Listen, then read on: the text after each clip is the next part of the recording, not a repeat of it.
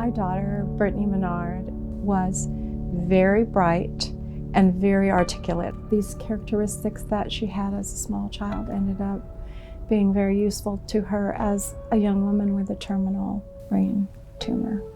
She immediately asked about being transferred to Oregon.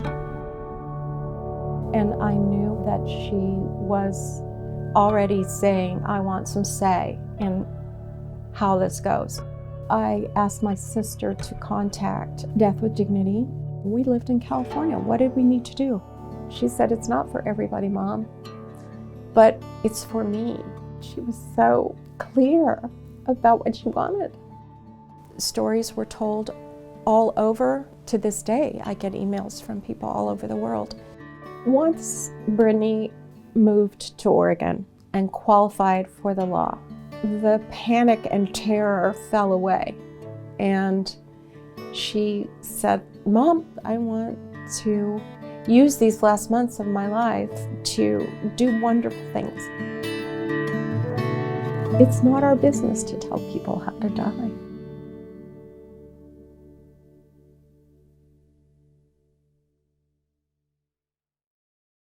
Brittany brought new energy into the movement. She was well-spoken, very well regarded, very effective. She galvanized public sentiment. In the years leading up to Brittany's circumstance, there wasn't quite that enthusiasm.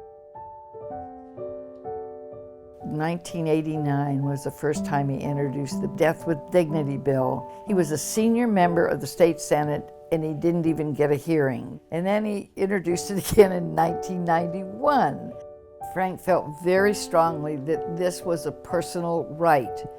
He came back again in '93 and he was terminally ill at that time, though people didn't know it for a long time. And he introduced the bill again. They gave him a hearing. It was the first time a number of people who supported the law looked into the eyes of other supporters and said, we can do this. So the public face of the Oregon Death with Dignity Act began in 1993. And at that time, the Death with Dignity issue was a very hot-button issue, very polarizing. We were trying to establish the first victory in Oregon. We didn't have any successful campaigns to model ourselves after. We won by a narrow margin, but we won. I had experience as an emergency room physician, seeing instances where our modern medical system could definitely prolong life in wonderful and miraculous ways, but also where it really serves to prolong death in a way. And I do believe that there's this point at which modern medicine is not going to change the outcome, at which point it becomes really an issue of compassion and decisions that should rightly be in the lap of individuals. So the Republicans, many of whom are my friends and colleagues, had tight control over the legislature. So when this bill passed, I expected them to develop implementing legislation to make it work right and make it work well. Instead, they simply said, well, you know, we're going to repeal it. To me, that's not how the process worked. The legislature decided it would look at the details of what was in the law, and then they sent it back to the ballot. Measure 51 basically said, do you agree to revoke? So you had to vote no if you didn't want to revoke. The first time Oregonians supported Death with Dignity by 51%. The next time it was on the ballot in '97, they voted 61% in support of the Death with Dignity law. So the law was in place then and there. First person to use it was in 1998. Personally, I was with more than 4 dozen people who had taken the medicine, who took the medicine. They are among the bravest, most courageous individuals I've ever met in my life. Some of the funniest people I've ever met. They would do this process and gather around their families and say goodbyes. And they would end the pain and suffering that they had endured for a long time in many cases. The first case that I had when the person qualified and the husband was about ready to drink the medication, he held it up to his wife and he said, honey, the journey has been way too brief, but the journey has been the best I've ever had. They were human. They were in love with life, but they knew that this was their time to say goodbye. were trips from, or just photos from Jack and my trip to Machu Picchu. Jack and I were married for almost 19 years. Jack was very thoughtful, very cerebral, I like to call him. He had gone to his internist with a number of complaints. He was told that he had fewer than 6 months to live. And the first thing that Jack did was plan his celebration of life. The day he died, it was a very beautiful day. I sat down with him, and the kids sat around us.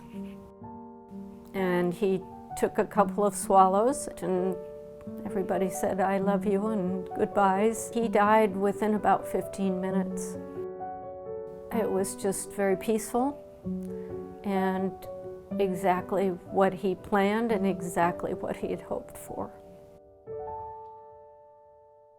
Mom and I had talked about his death the day that he died, and I just said, this is remarkable, and I think we need to share it.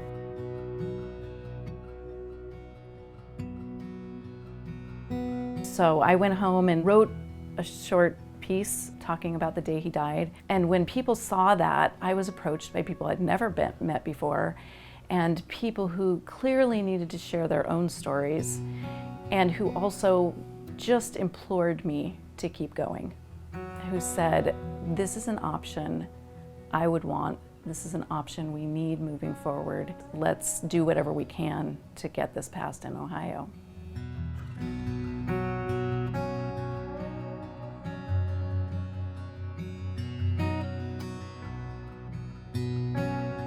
I found Death with Dignity National Center, and when I reached out to them, they just consistently answered my questions and helped me move forward.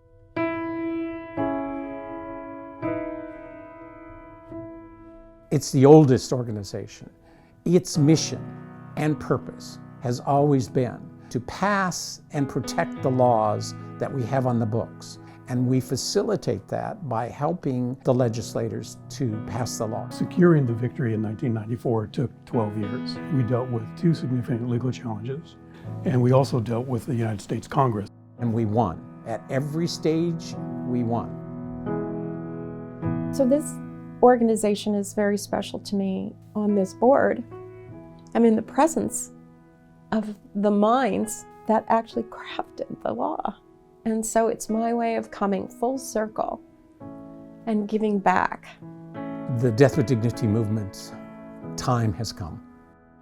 We can see the exponential growth. I see the role of Death with Dignity National Center being the organization to lead the way in these other states that we're moving into. Voters in every state, everywhere, support this by a majority, and it's been that way for decades. So the last 25 years have been an experience of some setbacks, ultimately successes. Changing public policy can be very slow. That's what it takes, a long, sustained effort, and that's what we expect to produce.